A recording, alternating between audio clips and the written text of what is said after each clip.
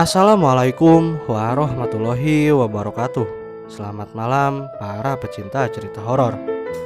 Kali ini Story 7 akan menceritakan tentang kejadian horor yang berjudul Teman Kos Misterius.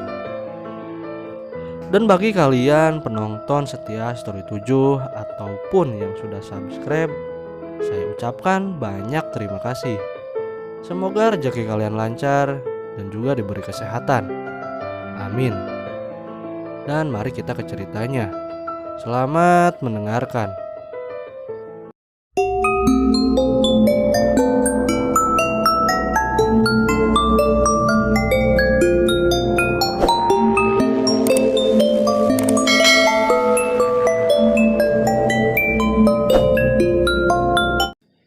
Aku Arum. Ini adalah pengalaman pertamaku menginjakan kaki di Jogja. Setelah lulus SMU di Bandung, aku memutuskan untuk melanjutkan kuliah di salah satu universitas negeri Yogyakarta.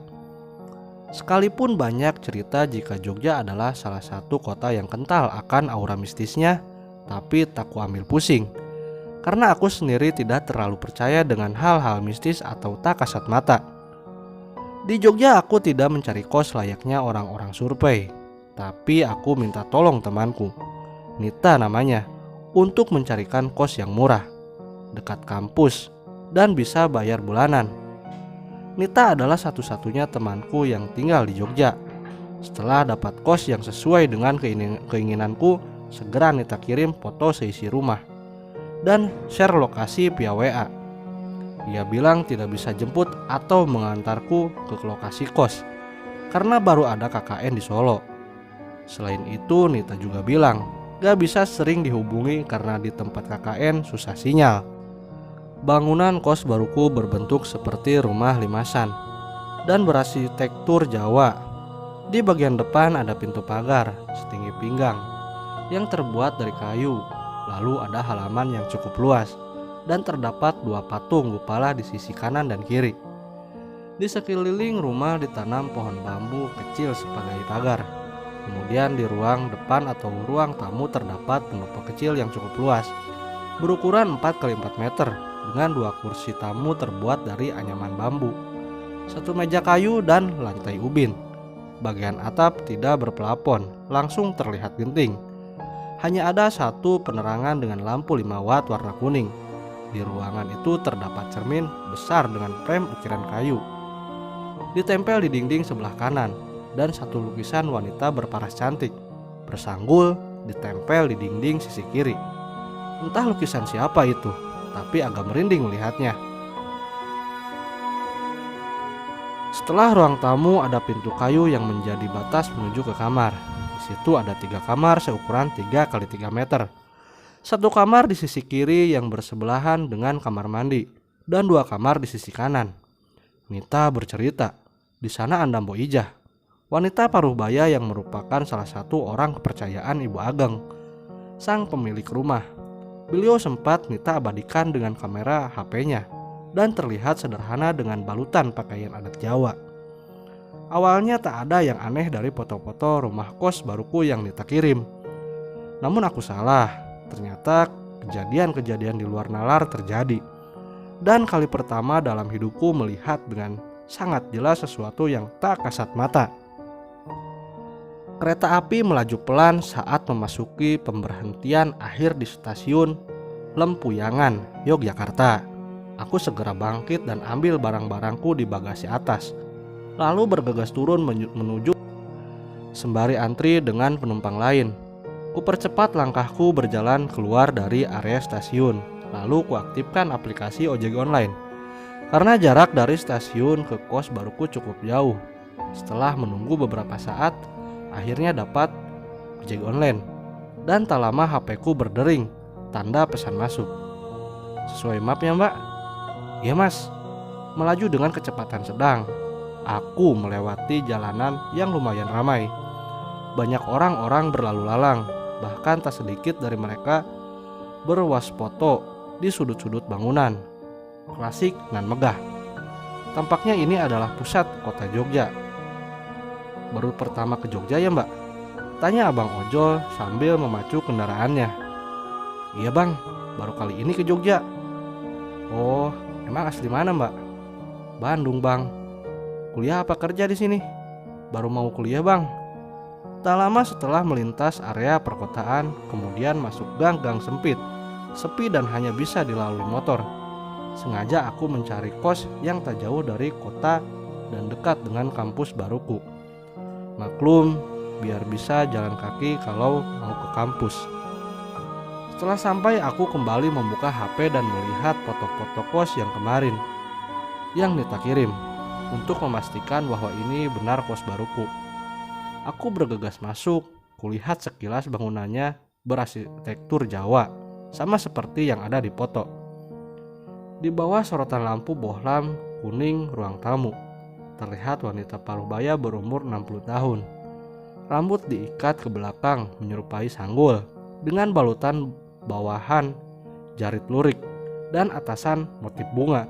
Sedang duduk di pendopo rumah. Senyum lebar terlihat dari wajahnya. Beliau adalah Mbok Ijah. Maklum, pemilik rumah ini tidak tinggal di Jogja, melainkan di Jakarta. Tak menunggu lama, aku bergegas menghampirinya. Malam Mbok Ijah, saya Arum yang akan kos di sini. Sembari menunduk, kucium tangan kanannya. Malam na Arum, iya, kemarin Nanita cerita ke Simbo. Oh iya, Nita kemarin bilang ke Simbo gak bisa antar na Arum ke kos karena sedang KKN katanya.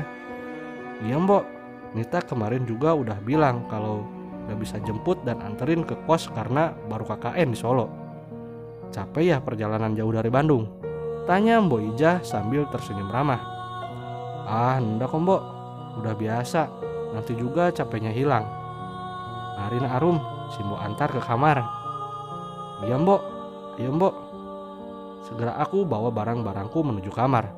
Saat melintas di area pendopo atau ruang tamu, entah kenapa mataku seolah diarahkan dan tertuju ke lukisan wanita cantik setengah badan yang tempo lalu kulihat di HP.